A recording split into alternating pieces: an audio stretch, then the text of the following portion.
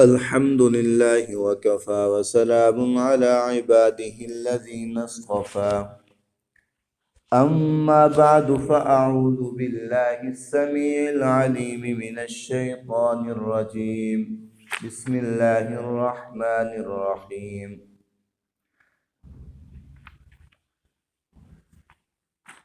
میرے بھائیوں دوستوں آج کا جو درس ہے وہ ہے بدعت کی نحوست کے عنوان۔ حدیث شریف میں آتا ہے، مفہوم ہے کہ ہر بدعت ضلالت ہے، وَكُلُّ بِدْعَةٍ ضَلَالَةٍ وَكُلُّ ضَلَالَةٍ فِي النَّارِ۔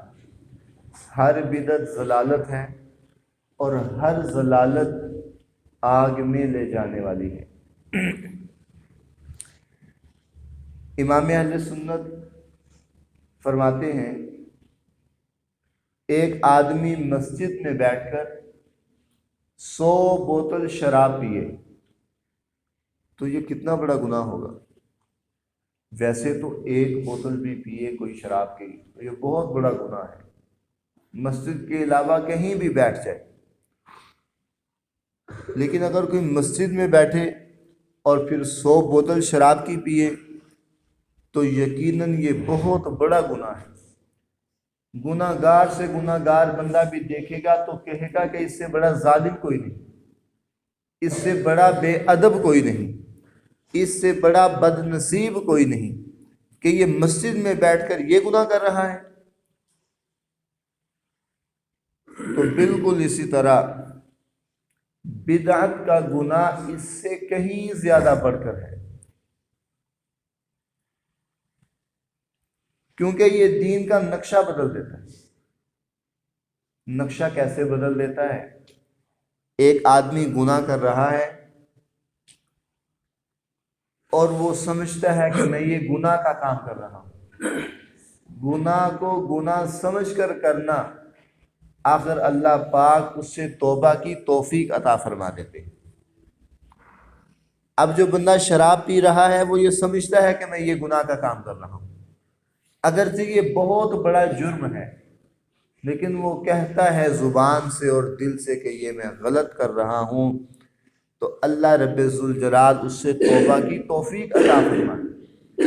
لیکن یہ جو بدعت ہے، بدعت کرنے والا بدعت کو دین سمجھتا ہے، بدعت کو گناہ نہیں سمجھے گا، دین سمجھ کر کرے گا۔ اب کوئی بندہ مسجد میں نماز پڑھنے کے لیے آئے، نماز فجر ادا کرے اور قرآن کریم کی تلاوت سنے، درس قرآن سنے، آپ نے کبھی یہ نہیں سنا ہوگا، نہ آپ نے کبھی یہ دیکھا ہوگا تو کوئی بندہ نماز پڑھنے کے بعد کہے یا اللہ مجھے معاف کر دے، میں نے نماز پڑھی ہے، یا اللہ میں نماز پڑھنے سے توبہ کرتا ہوں، یا اللہ میں قرآن پڑھنے سے توبہ کرتا ہوں، یا اللہ میں درس قرآن سننے سے توبہ کرتا ہوں۔ کبھی آپ نے یہ ایسی بات نہ سنی ہے نہ آپ نے کبھی دیکھی ہے، کیونکہ یہ توبہ والی چیزیں نہیں، یہ تو شکر والی چیزیں ہیں۔ آپ نے یہ اکثر سنا ہوگا اور دیکھا ہوگا کہ ہر بندہ نماز کے بعد یہ بات کرتا ہے، یا اللہ تیرا شکر ہے تو نے مجھے نماز پڑھنے کی توفیق عطا فرمائی، اے اللہ تیرا شکر ہے تو نے مجھے قرآن کریم پڑھنے کی اور سننے کی توفیق عطا فرمائی۔ تو میرے بھائیوں اور دوستوں، بزرگوں، علماء کرام کے پاس بیٹھیں اور ان سے سیکھیں دین کو اور بدعات سے جان چھڑائیں۔ امام الانبیاء کا جب فرمان آ گیا کہ وَكُلُّ بِدْعَةٍ ضَلَالَةٍ، کہ ہر بدعت ضلالت ہے،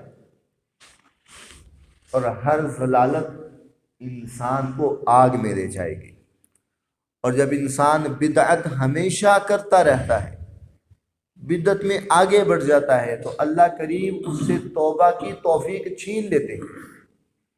حضرت انس رضی اللہ تعالیٰ عنہ کی روایت ہے، حضرت صلی اللہ تعالیٰ علیہ وآلہ وسلم نے فرمایا، ان اللہ تعالی قد حجب التوبۃ عن کل صاحب بدعت، بے شک اللہ تعالیٰ نے بدعت کرنے والے پر توبہ کا دروازہ بند کر دیا ہے۔ بدعت کی اتنی نحوست ہوتی ہے کہ دل میں توبہ کی صلاحیت باقی ہی نہیں رہتی، جس طرح غالی کافروں میں ایمان کی صلاحیت باقی نہیں رہتی۔ انسان بدعت کرتا کرتا اس قدر آگے بڑھ جاتا ہے کہ اللہ توبہ کی توفیق چھین لیتے اور توبہ کی صلاحیت اس میں رہتی ہی نہیں باقی، اور توبہ کا دروازہ اس پر بند کر دیا جاتا ہے۔ اس لیے اللہ کریم ہم سب کو بدعت سے بچنے کی توفیق عطا فرمائے۔ حضرت ابن مسعود رضی اللہ تعالیٰ عنہ کا ارشاد ہے، آپ کوفہ کے گورنر بن کر گئے اور آپ کو اطلاع دی گئی کہ حضرت فلاں مسجد میں لوگ اکٹھے ہو کر بلند آواز سے درود شریف پڑھتے ہیں، تو وہ ہمارے لیے نامناسب اور بدعت بن جائے گی، بجائے ثواب کے ہمیں گناہ ملے گا۔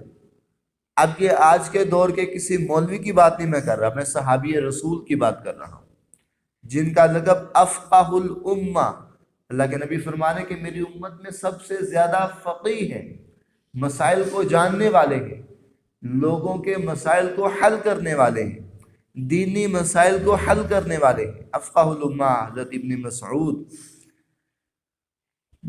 فرمایا، حضرت عبداللہ بن مسعود نے فرمایا، او یفعلون ذالک، کہ ایسی کارروائی یہاں ہو رہی ہے؟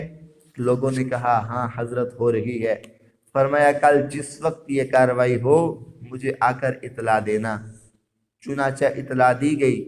حضرت کا ہلکا پھلکا چھوٹا سا قد تھا، نقاب پوشی کی تاکہ کوئی پہچان نہ لے، بڑے تیز چلتے تھے۔ وہاں پہنچ کر منہ سے کپڑا اتارا اور فرمایا، من عرفنی عرفنی، جو مجھے پہچانتا ہے تو وہ مجھے پہچانتا ہی ہے، ومن لم یعرفنی فانا ابن مسعود، اور جو نہیں پہچانتا میں عبداللہ بن مسعود کوفے کا گورنر ہوں۔ اور ظالموں، ابھی تک نبی کریم صلی اللہ علیہ وآلہ وسلم کے مٹی کے برتن نہیں ٹوٹے، ابھی تک آپ کے کپڑے میلے نہیں ہوئے، اور آتیتم ببدعۃ ظلما، یہ تم مسجد میں اکٹھے ہو کر بلند آواز سے درود شریف پڑھتے ہو، بدعتیں کرتے ہو۔ ما اراکم الا مبتدعین، میں نہیں دیکھتا تمہیں مگر یہ کہ تم سارے کے سارے بدعتی ہو۔ فاخرجہم من المسجد، بس ایک کو پکڑ کر مسجد سے باہر نکال دیا۔ اس سے اندازہ لگاؤ کہ بدعت کی کتنی نحوست ہے اور یہ کتنی قبیح ہے۔ عبداللہ بن مسعود رضی اللہ تعالیٰ عنہ پر کتنا سخت رد عمل اس پر آئے۔ اکٹھے ہو کر لوگ بلند آواز سے درود شریف پڑھتے ہیں۔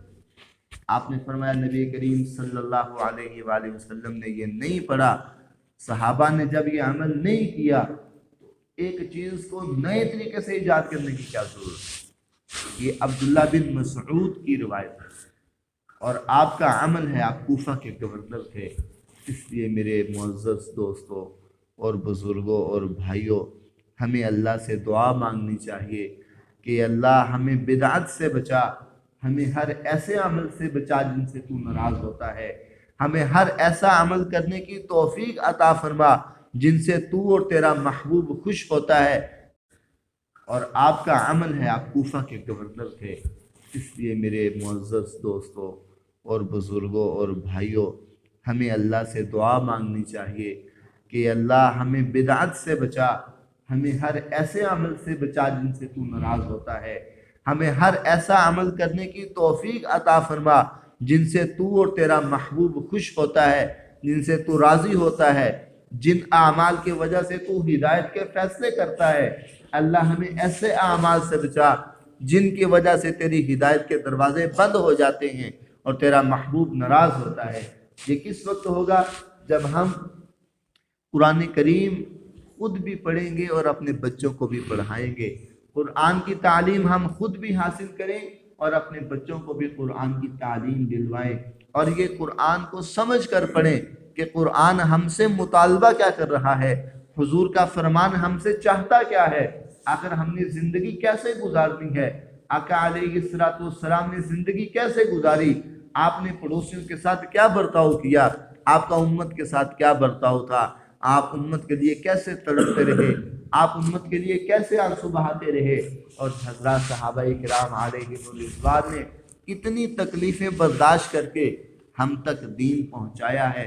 اب ہم اس دین کو بگاڑنے میں لگے ہوئے، ہم نے دین کو بگاڑ دیا، اللہ نے ہمارے مسائل میں ہمیں الجھا دیا، ہم نے دین پر عمل نہیں کیا، ہم اپنی من مرضی کی زندگی گزار رہے ہیں، اس لیے تکلیفیں اور مصیبتیں ہمارے گھروں میں، ہمارے دلوں میں آ کر بس چکی ہیں اور راحت اور سکون چھن چکا ہے۔ قرآن کریم کی آیت مبارکہ ہمیشہ اپنے ذہن میں رکھیں، اس کو اپنے سینے سے لگائیں۔ وَمَا آتَاكُمُ الرَّسُولُ فَخُذُوهُ وَمَا نَهَاكُمْ عَنْهُ فَانْتَهُوا، جو چیز آقا علیہ السلام نے دی اس کو اپنے سر کا تاج بنائیں، ماتھے کا جھومر بنائیں، اپنے دلوں میں اور سینوں میں سجائیں، اور جن چیزوں سے آقا علیہ السلام نے منع فرما دیا ان سے بچ جائیں اور ان سے دور ہو جائیں، ہمارا ان کے ساتھ کوئی تعلق نہیں۔ اللہ کریم ہم سب کو اعمال صالحہ والی زندگی گزارنے کی توفیق